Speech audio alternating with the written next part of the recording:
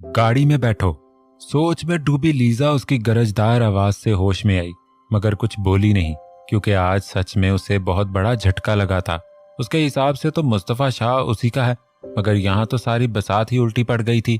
उसके बैठते ही रुमान शाह ने भी ड्राइविंग सीट संभाली।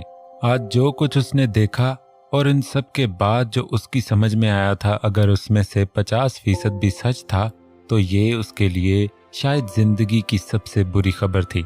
ऐसा कभी नहीं हुआ था। रुमान शाह कोई प्लान बनाए और कामयाब ना हो, ये मुमकिन ही नहीं था। लेकिन अभी जो देखा, अगर वो सच है तो कोई जिंदा नहीं बचेगा, खासकर वो नाकारा नीलम, जिसे एक काम दिया वो भी ढंग से अंजाम ना दे पाई। गुस्से की ज्यादती को कम करने के लिए स्टीयरिंग पर गिरफ्त मजबूत की, मगर ये एक तरह से उसकी हार थी। और रुमान शाह की हार का खामियाजा इस तरह अदा नहीं होता, बल्कि उसे ऐसी हालत में एक ही चीज सुकून देती है, लाल रंग, खून का रंग। मैं इस लड़की को नहीं छोड़ूंगी। जानती हूं मैं इन पाकिस्तानी लड़कियों को, रिझा लिया होगा मेरे बेबी को, लेकिन वो नहीं जानती मैं लीजा हूं। जिस चीज पर हाथ रख दूं उसे मेरा हर हालत में होना होता है। मुस्तफ़ा शाह भी मेरा ही है और रहेगा। गुस्सा तो उसे भी बहुत आया हुआ था, मगर फर्क सिर्फ इतना था कि रुमान शाह अपने गुस्से को आग बना रहा था, जिसमें शायद आज किसी को जल के मरना था, और वो अपना गुस्सा चीखो पुकार करके निकाल रही थी। शट अप लीजा, खबरदार, जो अब तुम्हारी सांस की भी आवाज आई। रुमान शाह की करख्त आवाज से गाड़ी में मौत सी खामोशी छा गई। उसे अपने पागलपन की पड़ी थी। यहाँ रुमान शाह का दिमाग गुस्से से फटा जा रहा था। अगर वो सोच रहा है वो सच हो गया तो इन सब की सालों पुरानी बिछाई गई बिसात एक पल में उलट जाएगी। जो ख्वाब उसने देखा था वो लम्हा भर में चकनाचूर हो जाएगा। इस वक्त वो सोचने, समझने या फिर किसी की कोई बात सुनने की हालत में ना था, और लीजा की बकवास उसके गुस्से को और हवा दे रही थी। खतरनाक हद तक स्पीड बढ़ाकर उसने गाड़ी को सिद्दीक हाउस तक जाने वाले रास्तों पर गामजन किया। Thank you so much Siddique, मैंने कभी ख्वाब में भी नहीं सोचा था कि आप एक दिन इतनी जायदाद की वारिस मुझे बना देंगे। Thank you so much. खुशी से चेहरा तिमतमा रहा था, फरते जज्बात से आवाज कांप रही थी, लफ्ज सही अंदाज से अदा भी नहीं हो पा रहे थे। गुलजार मैडम का सामान ले आओ। सिद्दीक का वही पुरसकून अंदाज था। जाने क्यों आज रगो पे में एक अलग ही सुकून उतरा था। गुलजार भी उसके वफादार मुलाजमों में से एक था। सिद्दीक से ज्यादा वो नीलम को जानता था। उसकी नजरों से कुछ छुपा ना था, मगर कभी बोलने की हिम्मत ही ना हुई थी। जब सिद्दीक ने अपनी बीवी का यकीन ना किया, वो इस नौकर का क्या करेगा। मगर आज का दिन उसके लिए भी बहुत बड़ा था। आज सच की जीत हुई थी। बरसों बाद आज इंसाफ का दिन था। अपने मालिक के हुक्म पर तेजी से मतलूबा चीज लेने चला गया। वैसे नीलम, मुझे नहीं मालूम था तुम इतनी खुश हो के बिना पेपर पढ़े साइन कर दिया। वैसे मैंने नहीं सोचा था तुम इतनी बेवकूफ हो, मगर चलो कोई बात नहीं, साइन कर दिया है तो एक बार पेपर भी पढ़ लो। अरे आपने पेपर बनवाए तो ठीक ही होंगे, आपको पता तो है कि मैं आप पर किस कदर यकीन करती हूँ। सिद्दीक का पुरस्रार अंदाज उसे गड़बड़ाने पर मजबूर कर रहा था, मगर उसने अपना कॉन्फिडेंस गिरने नहीं दिया था। उसके मुताबिक सब उन्हीं के प्लान के हिसाब से हो रहा था। नहीं नहीं नहीं नीलम, मैं अच्छे तरीके से जानता हूँ तुम मुझ पर कितना यकीन करती हो, मगर इस वक्त मैं ही बोल रहा हूँ, पेपर्स पढ़ लो।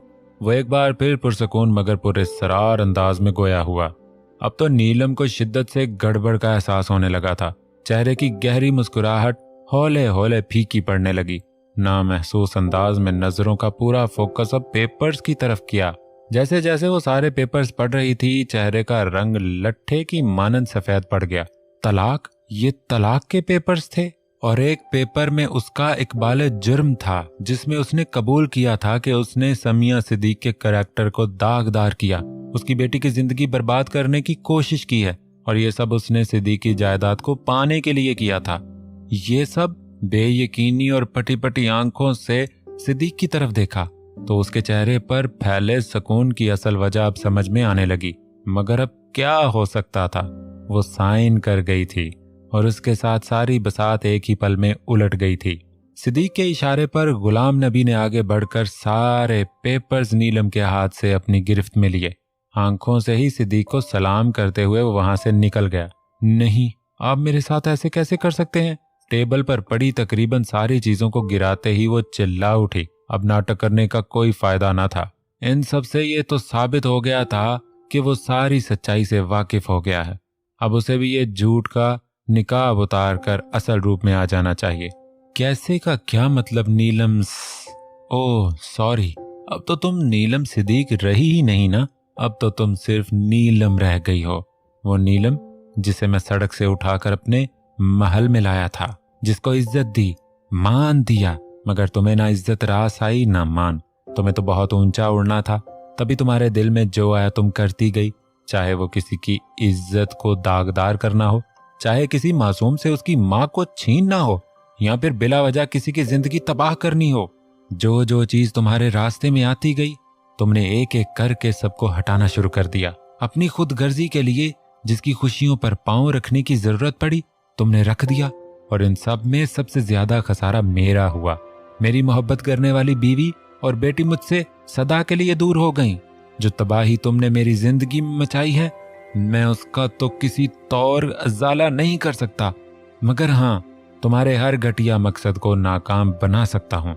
जानती हो, तुम्हारी दी गई जहरीली अद्वियात ने भी मेरा कुछ क्यों नहीं बिगाड़ा। वो 2 पल के लिए खामोश हुए और नीलम के चेहरे की तरफ एक बार फिर नजर दौड़ाई, जो कुछ लम्हे पहले की तरह शौक खड़ी थी। ये एक तरह से एक और झटका था। वो ये भी जानता था कि वो उसे जहरीली अद्वियात दे रही है। शायद ये सदमे इतनी जल्दी बर्दाश्त होने वाले नहीं थे। तुमने हर वो पैंतरा आजमाया जिसे ये जायदाद तुम्हारे नाम हो सके, लेकिन अफसोस, सद अफसोस, इतना सब करने के बाद भी कुछ हाथ ना आया। और सिद्दीक उस्मान के कांधों में अब भी इतना दम है कि वो तुम जैसे काले साए को अपने घर से बाहर निकाल फेंके। वो एक बार फिर उस पर गर्राए।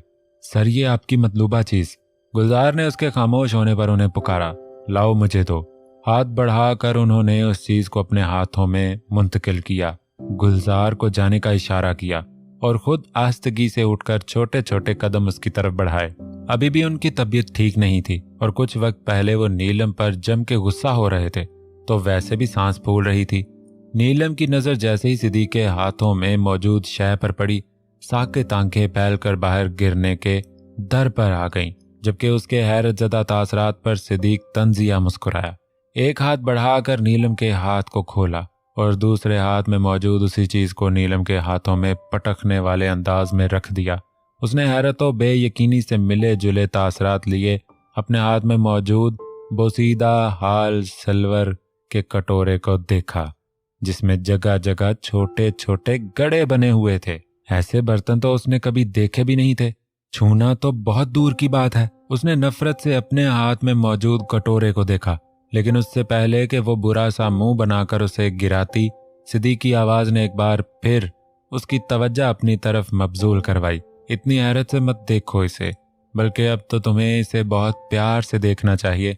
आखिरकार अब सिर्फ एक यही तो तुम्हारी रोजी रोटी का जरिया बनेगा, क्योंकि अब तुम मिसेस सिद्दीक उस्मान तो रही नहीं, और ना ही अब तुम्हारा इस जायदाद की फूटी कौड़ी पर भी हक रहा है। उल्टा अपने गुनाहों के इकरारनामे पर दस्तखत करके तुमने अपने लिए जेल की काल कोठड़ी का रास्ता मुंतखब किया है। वैसे जेल में कैसा सलूक होता है, इसका अंदाजा तो तुम्हें बखूबी होगा। आखिरकार इतना अरसा जेल में ही तो गुजार कर आई हो। इस वक्त तुम्हारे पास 2 ऑप्शन हैं। कुछ पल खामोश होकर उन्होंने गहरा सांस लिया।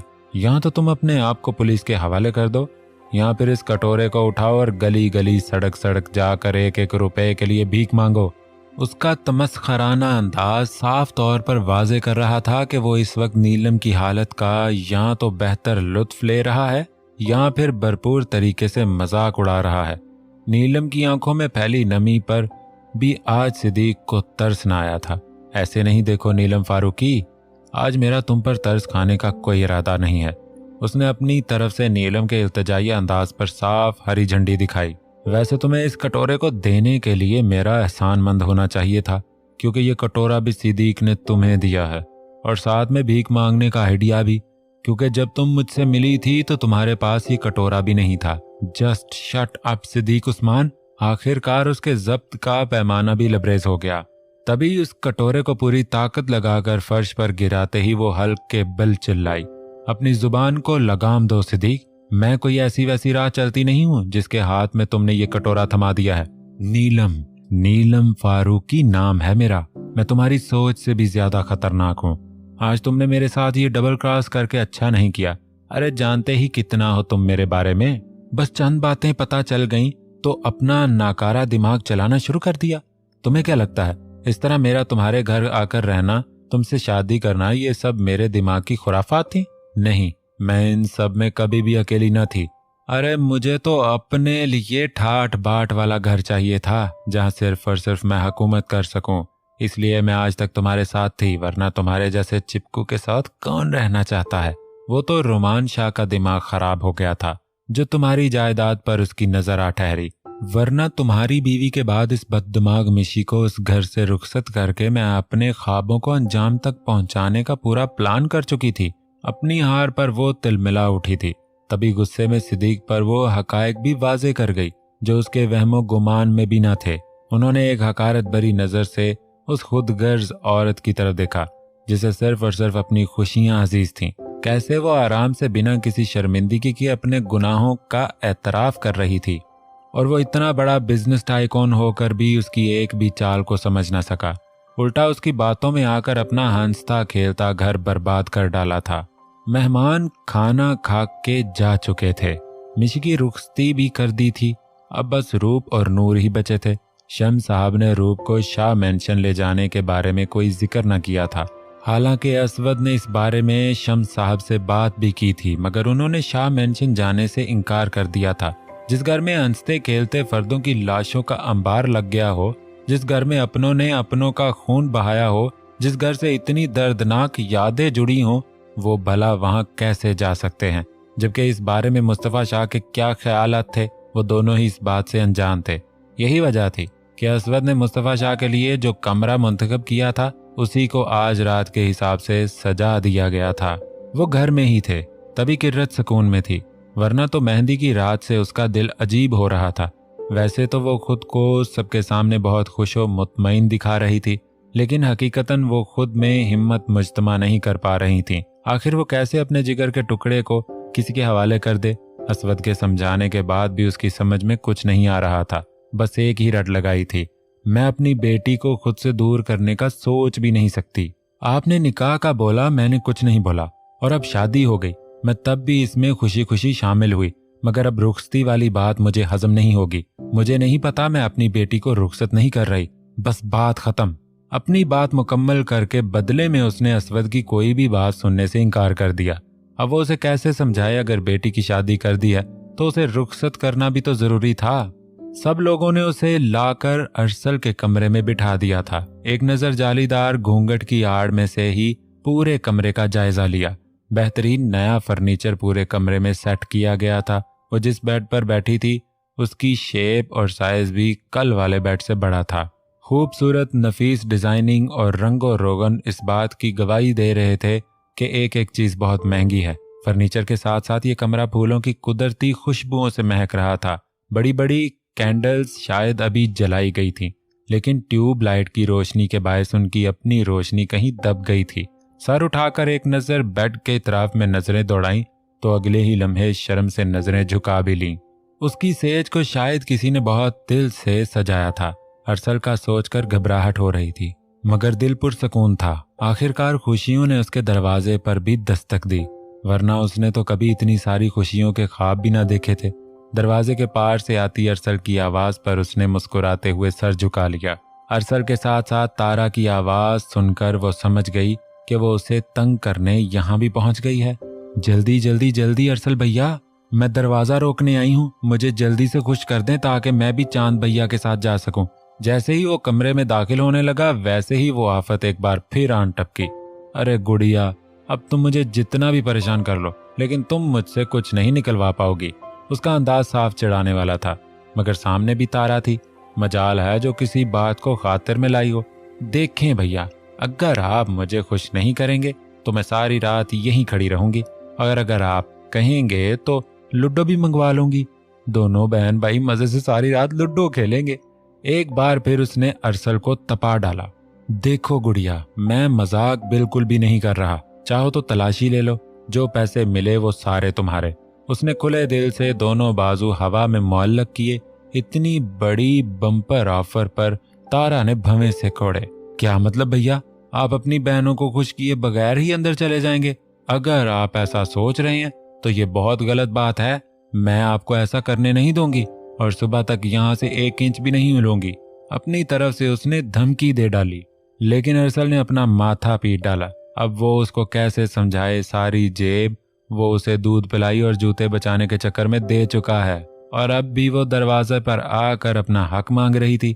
आखिरकार ठंडी सांस लेकर उसने इस आफत की पुड़िया को मसलहत से समझाने की कोशिश की। देखो गुड़िया, तुम्हें लगता है मैं अपनी प्यारी बहनों का कोई हक गजब कर सकता हूँ? नहीं ना।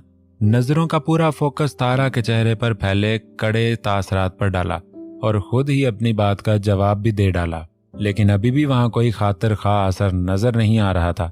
अच्छा बाबा, ओके, बता देता हूँ। दोनों हाथ गिराकर उसने हार मानी। देखो, मैंने मिशी, रूप और तुम्हारे लिए कल ही सरप्राइज प्लान किया है। कुछ खास बनवाने के लिए दिया है, जो कि मेरी तीनों बहनों के लिए इस रस्म का तोहफा होगा। इसी वजह से मैं इस वक्त तुम्हें कुछ नहीं दे रहा। लेकिन अगर तुम्हें पैसे चाहिए, गिफ्ट नहीं, तो बस 2 मिनट रुको, मैं अभी पैसे लाता हूँ तुम्हारे लिए। मुकम्मल बात उसके गोश गुजार करके आखिर में उसने दोबारा तारा के तासरात को जांचा, जहां अब खुशी और हैरत के मिले जुले तासरात मुज्तमा थे। सच भैया, आपने हमारे लिए इतना सोचा? Wow, thank you so much. वो खुशी से चहक उठी तो अरसल भी खिल के मुस्कुराया। ओके भैया, आप जाएं, मैंने चांद भैया से भी तोहफा वसूल करना है। Good idea. और हाँ, मुझे ऐसा लगता है जरूर तुम्हारा भैया इस मौका के लिए तोहफा लेना भूल गया होगा। अब उसका अंदाज खासा राजदाराना था। अब जाओ जल्दी, वरना अगर तुमने पहुंचने में देर कर दी तो तुम मेरी तरह उसे ऐन मौका पर पकड़ नहीं सकोगी। हाँ, मैं अभी जाती हूँ अरसल भैया। वो पल में रूहान सी हो गई। देखते ही देखते वो बिजली की तेजी से अरसल का नजरों के सामने से गायब हो चुकी थी। शायद ये अरसल की शरारत का नतीजा था।